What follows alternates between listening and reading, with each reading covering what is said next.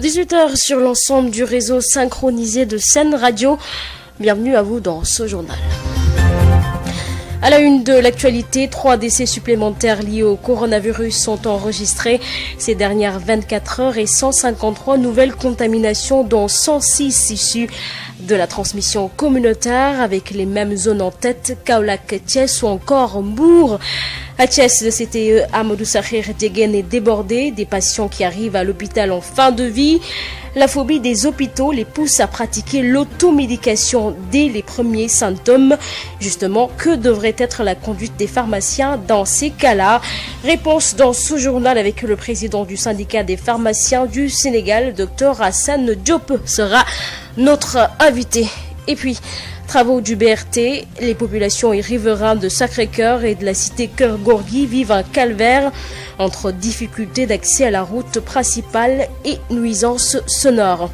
L'actualité nous amènera également en Guinée, un pays dans une crise politique après la réélection du président Alpha Condé, une opposition qui rejette l'appel du chef de l'État à un dialogue inclusif. L'UFDG de Cellou Dalein Diallo annonce une plainte contre le gouvernement. Plus de 300 opposants derrière les barreaux.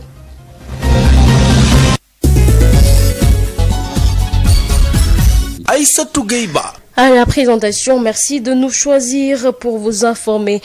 Une édition d'information que nous débutons avec le point sur la situation épidémiologique. La situation évolue en dents de scie, moins de tests, moins de cas ces dernières 24 heures. 3 décès ont été enregistrés et 153 nouvelles contaminations, dont 106 issues de la transmission communautaire, avec les mêmes zones en tête, Kaolack, Thiès ou encore Mbour. Le point avec le docteur Elhadj Mamadou Ndiaye, directeur de la prévention au ministère de la Santé et de l'Action sociale. Sur 1457 tests réalisés, 153 sont revenus positifs, soit un taux de positivité de 10,50%. Les cas positifs sont répartis comme suit. Nous avons eu 47 cas contacts suivis par nos services. Aucun cas importé n'a été enregistré au niveau de nos différentes portes d'entrée, aériennes, maritimes et terrestres. Et 106 cas issus de la transmission communautaire ont été répertoriés et répartis comme suit.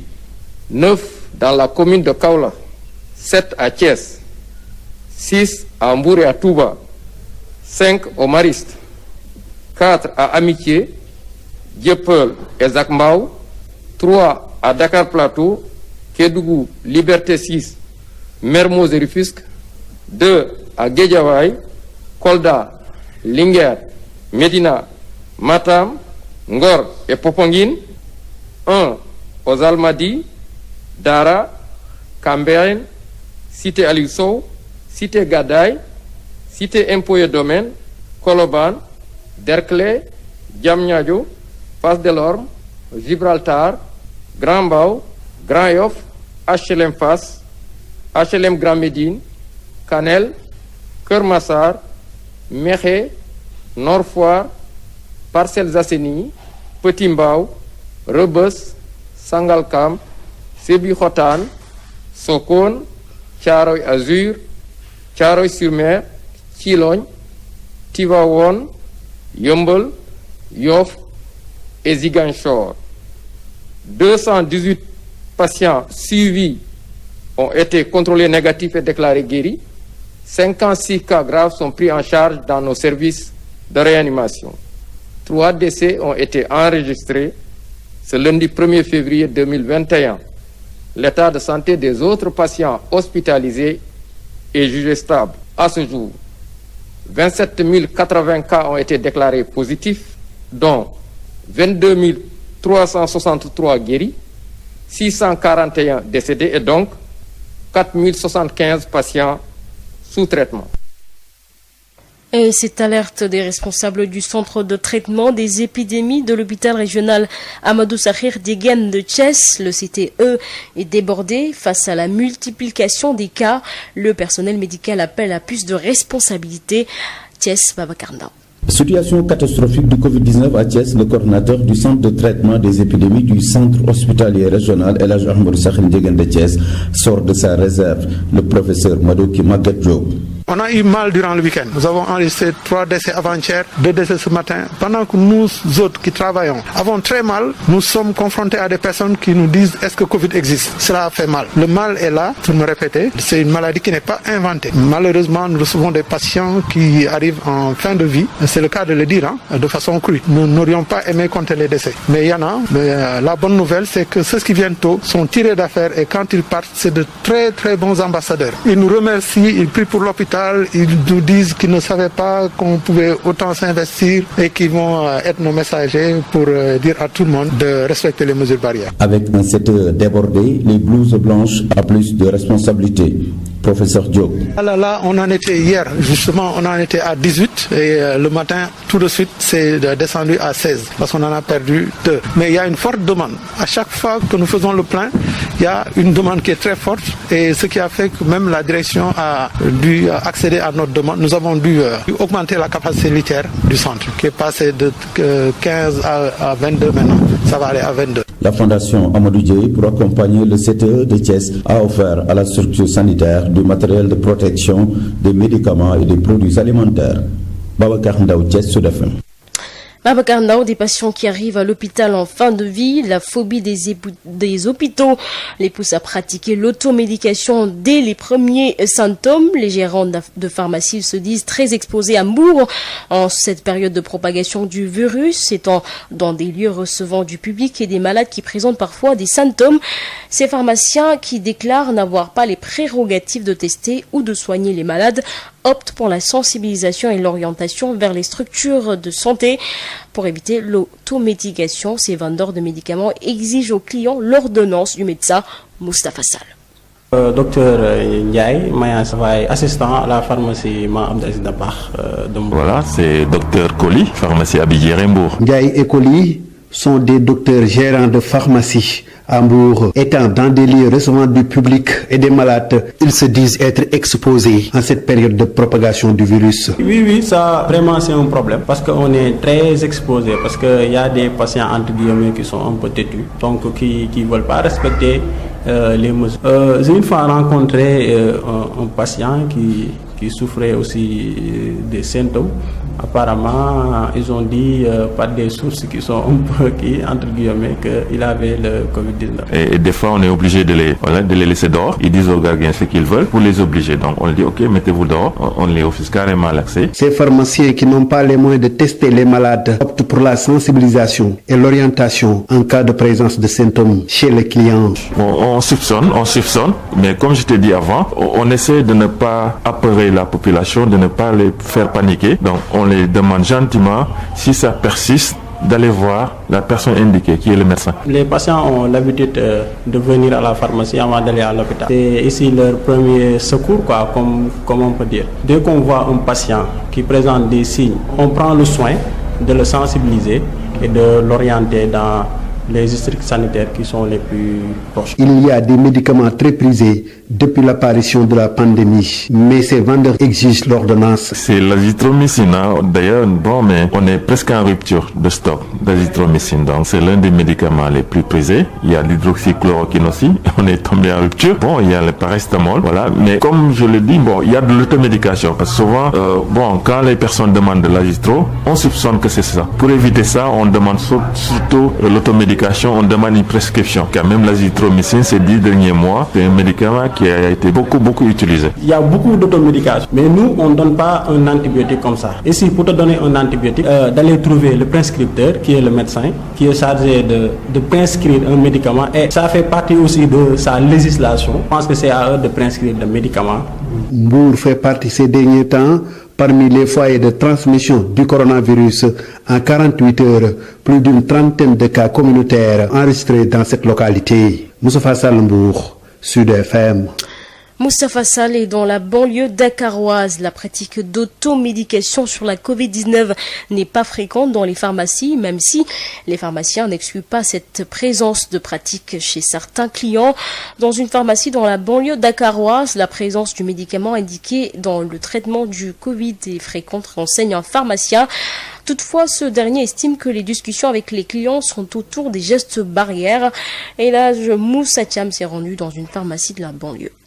Ibrahim Sek est gérant de pharmacie Fatou Badji sur la route des Niayes à Pikine. Devant la caisse de son officine, une vendeuse s'occupe des clients. Tantôt c'est une demande de prix d'une ordonnance, tantôt c'est une question d'un client qui se lance dans l'automédication. Ici, des gens qui sollicitent des médicaments pour la Covid n'est pas fréquente, renseigne le pharmacien. Si c'est rare, c'est rare, mais en principe on oriente d'abord à l'hôpital pour avoir la prescription, Mais ce dernier affirme que les médicaments pour soigner le Covid figurent dans la prescription médicale des clients qui se présentent à lui. Mais en principe, ce que j'ai remarqué, c'est que les prescriptions maintenant qui viennent des structures sanitaires comportent surtout l'azithromycine, qui est indiqué, qui fait partie des médicaments pour traiter le Covid-19. Pour le pharmacien, la plupart des clients échangent avec lui sur les mesures barrières, même si toutefois il tente d'orienter certaines personnes qui tentent de se procurer des médicaments contre la Covid-19. Souvent, ils viennent c'est pour demander quand même des conseils pour le préventif et surtout acheter des gels et des masques. Bandi Dakaroise, Elhadj Moussa Thiam, Radio Sud FM. Elhadj Moussa Thiam, selon le syndicat des pharmaciens privés du Sénégal, la mise en place d'un protocole unifié et uniforme s'impose pour que chaque pharmacien puisse savoir quelle conduite tenir face à des cas suspects ou confirmés de Covid au niveau des officines de pharmacie. À ce stade de la pandémie, l'élargissement des tests de diagnostic rapide au niveau des officines devrait être envisagé, selon le président du syndicat, Dr Hassan Diop, qui sera d'ailleurs notre invité tout à l'heure. Sud FM. Ce communiqué qui vient de nous parvenir de l'Office national de la lutte contre la fraude et la corruption, plusieurs journaux ont publié récemment des informations sur des biens qui seraient contenus dans la déclaration de patrimoine de Idrissa Seck, président du Conseil économique, social et environnemental. Les articles en question ont depuis lors été largement repris par la presse en ligne et les autres médias. L'Office national de lutte contre la fraude et la corruption tient à souligner que les déclarations de patrimoine sont traitées dans le respect de la stricte confidentialité qui les caractérise. Les personnes qui sont préposées à la réception et à la conservation de ces documents sont toutes assermentées et les procédures mises en place en la matière ne permettent aucune violation des données personnelles des assujettis. En conséquence, l'OFNAC tient à préciser que les informations dont il est fait étant dans le dit article n'engagent que leurs auteurs et ne sauraient émaner de ces services, nous dit la cellule de communication de l'OFNAC. Entre poussière, bruit et difficulté d'accéder à la route principale, les populations et autres riverains de Sacré-Cœur traversent des moments, je vous le disais en titre, des moments difficiles. Les travaux du BRT ont apporté des changements à leur quotidien et ont fini même par impacter sur leur travail. Le reportage de Josette Kelly. Que de contournements, voici ce à quoi se résument les déplacements de ces riverains. L'accès à leur lieu de travail ou à leur maison est devenu difficile. Les barrières dues aux travaux du BRT ne leur facilitent pas les choses. En fait, c'est très difficile d'accès parce que vous devez faire le tour ou voire même faire le double de votre chemin avant d'arriver dans votre lieu de travail. Certes, c'est bon pour l'avenir, mais il fallait y penser avant de le faire parce qu'il y a des personnes à mobilité réduite. Ils n'ont pas calculé à faire des déviations par-ci par-là. Bon, c'est très fatigant, j'avoue, c'est très fatigant. En face de ces travaux se trouve une agence multiservice qui n'est pas épargnée par la poussière et le bruit constant des engins. On essaie de s'adapter vraiment parce que là, c'est pas évident parce que là, il y a la poussière tout le temps. On est obligé de nettoyer tout le temps. Les machines ne veulent pas de la poussière. Ça peut entraîner des pannes. À chaque fois, on essaie de nettoyer, quoi, c'est ça. Puis la clientèle aussi, vraiment, ça a diminué parce que les gens à traverser, ça a coupé complètement la route. Donc les riverains préfèrent aller ailleurs plutôt que d'affronter la poussière. Non loin de là, dans ce restaurant, le nettoyage est plus fréquent et les aliments bien couverts. La poussière, nous nettoyons, on va dire, chaque 30 minutes en tout cas, parce que vous voyez que c'est pas vraiment fermé. Nous sommes obligés de mettre des rideaux pour empêcher la poussière. Et les aliments, bon, déjà que nous préparons selon la commande, nos aliments restent toujours au frais. Donc Donc nous faisons sortir quand un client passe sa commande et puis nous préparons sur place. Poussière, vraiment ça fatigue, ça fatigue. Là déjà les routes sont barrées, c'est vraiment compliqué. Les populations de Sacré-Cœur et de la cité Keur Gorgui vont devoir prendre leur mal en patience avant de se départir de cette situation d'ici quelques mois.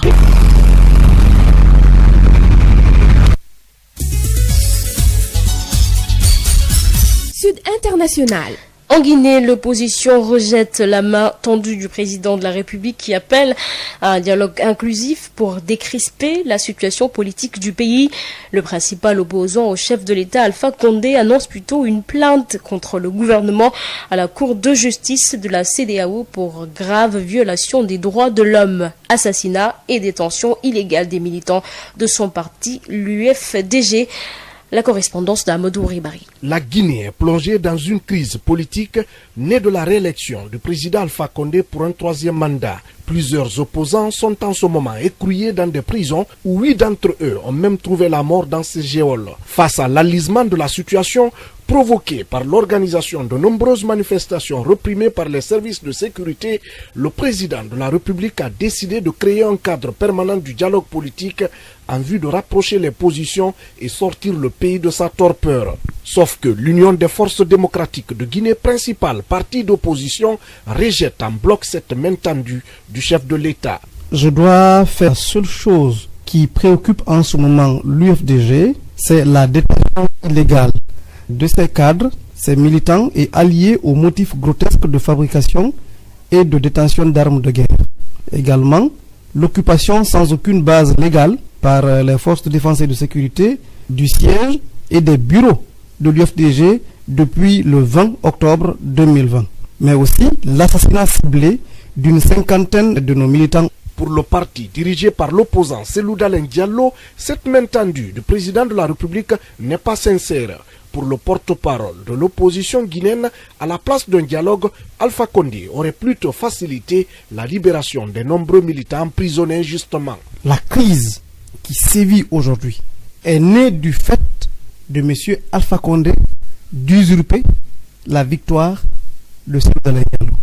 Elle est née de la volonté de M. Alpha Condé de réprimer dans le sang toute opposition au 3e mandat. Vraiment, on ne se sent pas concerné. Plus de 300 opposants sont aujourd'hui détenus dans des prisons. Certains sont condamnés à de lourdes peines par la justice, tandis que d'autres attendent depuis des mois leur jugement. Les opposants à Alpha Condé comptent faire payer au régime ses agissements. Ils ont décidé d'assigner l'État guinéen devant la Cour de justice de la CEDEAO pour assassinat et détention arbitraire de militants. C'était depuis Conakry, Amadou Ribari pour Sud FM. Merci à vous, Amadou Ribari. Direction le Mali, où des vols civils commerciaux sont désormais possibles à destination de Tombouctou, dans le nord du pays. Le premier vol a été effectué ce lundi avec l'atterrissage d'un avion dans la ville qui a transporté une mission gouvernementale. C'est une première depuis le déclenchement de la crise sécuritaire en 2012.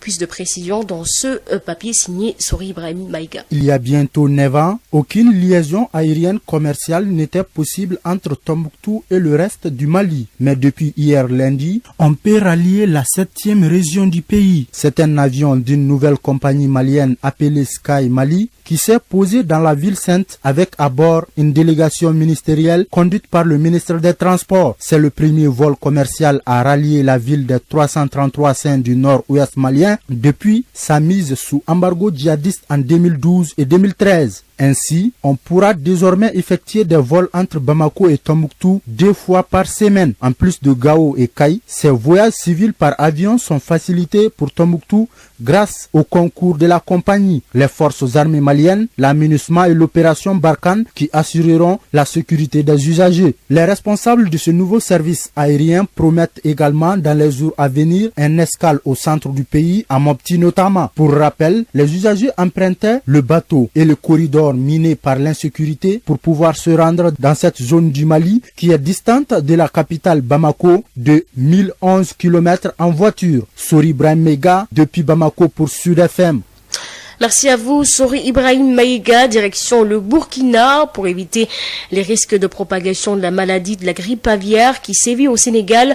Le Burkina a suspendu l'importation et la commercialisation de volailles et de viande de volaille en provenance du Sénégal. Les départements ministériels en charge du commerce et des ressources animales qui portent le dossier insistent sur le respect de cette mesure. La correspondance Mathias Somda depuis Ouagadougou. Grippe aviaire au Sénégal, l'alerte a été donnée aux autorités burkinabées par l'Organisation mondiale de la santé animale. Immédiatement, une mesure préventive est engagée, explique le directeur de la santé animale, le docteur Victor Guigman. Nous avons procédé systématiquement à l'arrêt de délivrance des autorisations d'importation. Donc, cet arrêt a démarré depuis fin 2020. La grippe aviaire, encore appelée peste aviaire ou influenza aviaire hautement pathogène, est une maladie de la volaille, surtout, mais d'autres mammifères comme le cheval, le porc, peuvent développer cette maladie, y compris l'homme. Le département en charge du commerce, à travers un communiqué, a suspendu l'importation et la commercialisation de volailles et de viande de volaille en provenance du Sénégal. Le directeur des guichets uniques du commerce et de l'investissement, Alassane Ouedraogo. Cette suspension est justifiée par l'apparition de la maladie de la grippe aviaire au Sénégal, en raison du caractère hautement pathogène de la maladie, aussi bien pour la volaille que pour les humains. Il est du devoir du gouvernement de prendre une telle mesure préventive pour maîtriser le risque de sa propagation, notamment à travers les échanges transfrontaliers. D'autres pays de la sous-région ont d'ailleurs pris des mesures similaires plus tôt que le Burkina Faso. Entre 2019 et 2020, la valeur de la volaille et de viande de volaille importée du Sénégal est estimée à des millions de francs CFA, indique le directeur des guichets uniques du commerce et de l'investissement, Alassane Ouedraogo. Les importations de ce type de produits déclarés étaient estimées respectivement à 100 de millions de francs CFA par an. Ces produits sont constitués de poulet, de viande de poulet, de poussins et d'œufs à couver.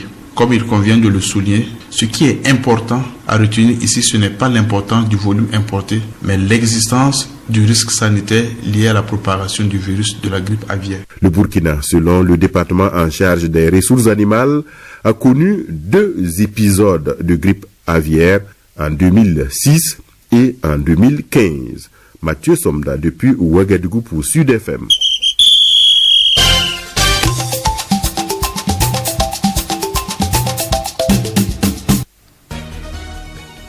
Football championnat national, bilan de la 5e journée des clubs de la Petite Côte. Elle n'était pas aussi fructueuse pour les équipes de Mbour. En Ligue 1, aucune équipe n'a enregistré 2 victoires. Par contre, en Ligue 2, Cœur Major a réussi le pari. Les détails avec Moustapha Sall. La 5e journée de la Ligue professionnelle de football n'était pas de tout repos pour les 3 équipes de Ligue 1 du département de Mbour. Aucun club n'a gagné son match lors de cet exercice du week-end.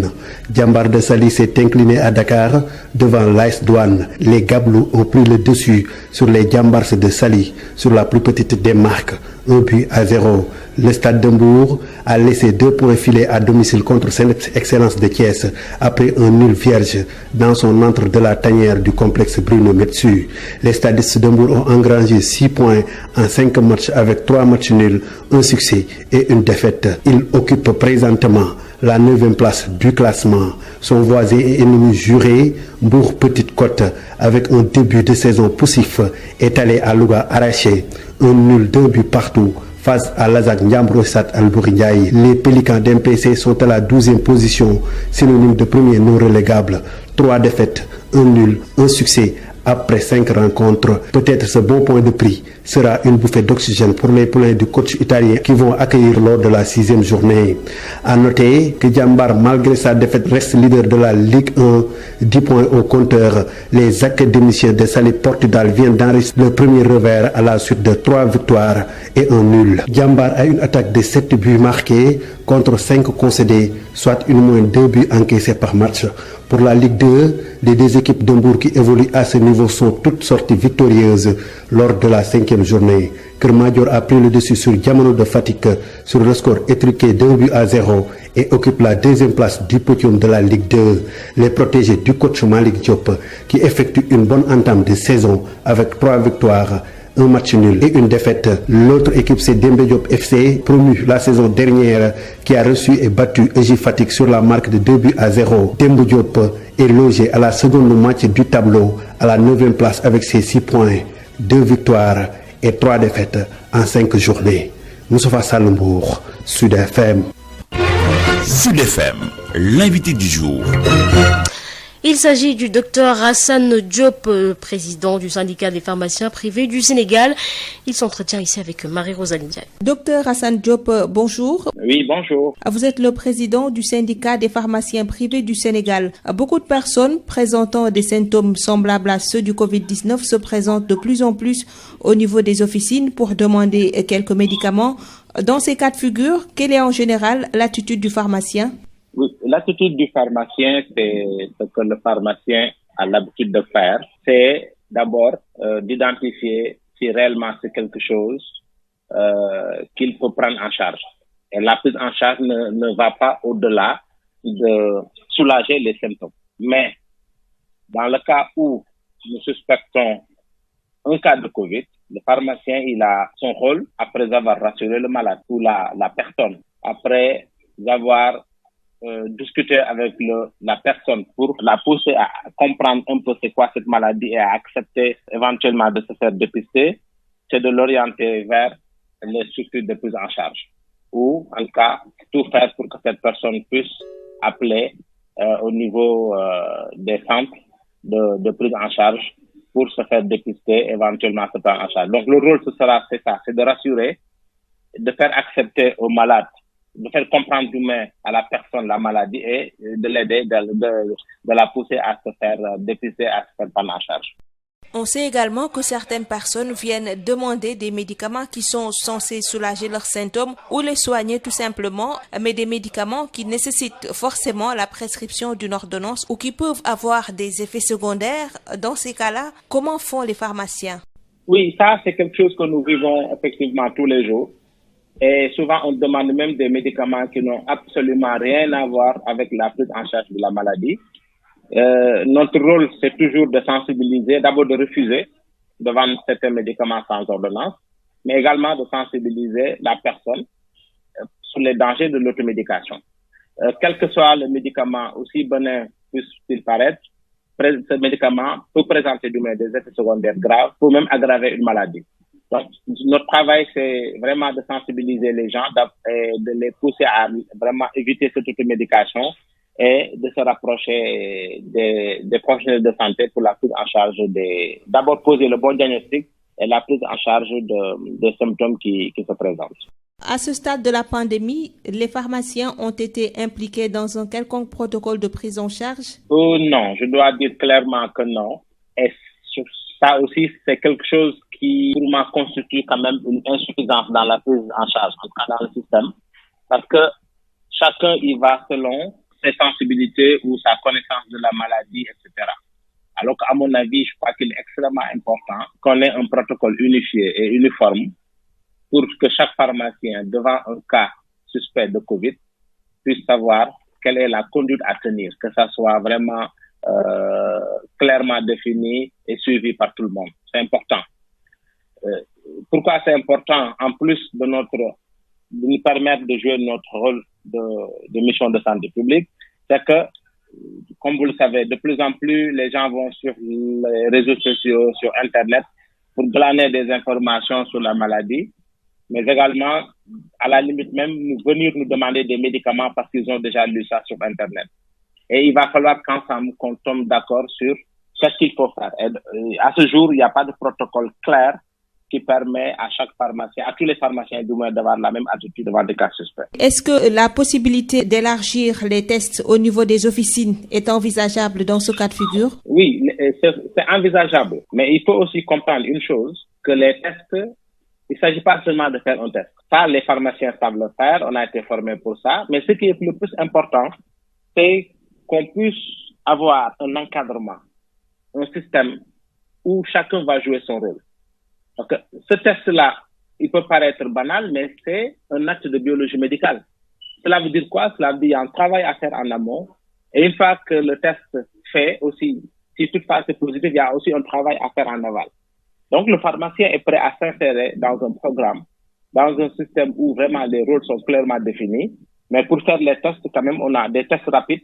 Ça, on a la compétence pour. Mais ce qui est important, à notre avis, c'est qu'on puisse être dans le système où les rôles sont clairement définis et où le pharmacien sait où est-ce qu'il peut commencer et jusqu'où il doit s'arrêter. Docteur Hassan Diop, je vous remercie. Je vous en prie. Je rappelle que vous êtes le président du syndicat des pharmaciens privés du Sénégal. Merci à vous, Marie-Rosaline Ndiaye. 18h29 sur nos ondes et nous accueillons la page économie avec Rapsel Imanouane. La B6, Banque internationale pour le commerce et l'industrie du Sénégal. La B6, la banque d'un monde qui change, vous offre le journal de l'économie. Bonjour, les difficultés liées à la Covid-19 persistent toujours pour le secteur de la transformation des produits halieutiques. Selon Fatou Samba, présidente des femmes transformatrices des sites de transformation à Bargny, le couvre-feu et la rareté de la ressource plombent leurs activités. Avec la maladie coronavirus, on a vécu des moments très difficiles. Parce que les pirogues qui allaient de région à région ne pouvaient plus se déplacer pour amener du poisson. Parce que nous savons que presque dans la région de Dakar, on ne trouve plus de poissons avec les bateaux et autres. Mais c'était en 2020 avec la première vague, mais avec la deuxième vague aussi, on a les mêmes problèmes parce que les pirogues ne vont plus en mer parce qu'ils ne peuvent pas se déplacer d'ici à Joal parce qu'il y a avec le couvre-feu, mais aussi avec la rareté du poisson. Donc, si les femmes traversent des moments très difficiles, s'ils pouvaient avoir, par exemple, des financements pour faire d'autres activités, pour s'ouvrir à leurs besoins, ce sera beaucoup plus facile. Il y a des financements qui ont été octroyés aux femmes, mais peut-être pour 1000 personnes, peut-être il y a moins de 100 personnes qui ont reçu ces financements-là. Donc, il y a d'autres personnes qui attendent le tout parce que c'était pour faire le travail. Parce qu'on avait entendu dire que le secteur de la pêche avait reçu, on devait recevoir 2 milliards pour des crédits. Ici à Bargny, il y a quelques femmes qui ont reçu ces financements, mais pas beaucoup. Et on espère que ça viendra. On espère qu'ils sont conscients des problèmes que les femmes vivent quotidiennement. Mais avec le corona, on rencontre beaucoup trop de problèmes à joindre les deux bouts. Donc nous, en tant que femmes transformatrices, on ne pratique pas notre activité parce qu'on n'a pas de poisson à transformer. Et donc les femmes vont essayer de chercher de gauche à droite pour faire de petits commerces pour subvenir aux besoins journaliers. Donc si on pouvait avoir des financements, ce sera un peu plus facile à gérer. Merci à Fatou Samba, la présidente des femmes transformatrices des sites de Bargny. Merci beaucoup. C'en est tout pour le journal de l'économie. Merci de votre fidélité. La B6, Banque internationale pour le commerce et l'industrie du Sénégal. La B6, la banque d'un monde qui change, vous a offert le journal de l'économie.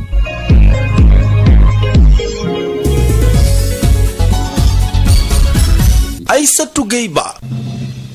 3 décès supplémentaires liés au coronavirus sont enregistrés ces dernières 24 heures et 153 nouvelles contaminations, dont 106 issues de la transmission communautaire, avec les mêmes zones en tête, Kaolack, Thiès ou encore Mbour. À Thiès, le CTE Amadou Sahir Djegen débordé, des patients qui arrivent à l'hôpital en fin de vie, la phobie des hôpitaux les pousse à pratiquer l'automédication dès les premiers symptômes. Justement, que devrait être la conduite des pharmaciens? Une sensibilisation sur les dangers de l'automédication.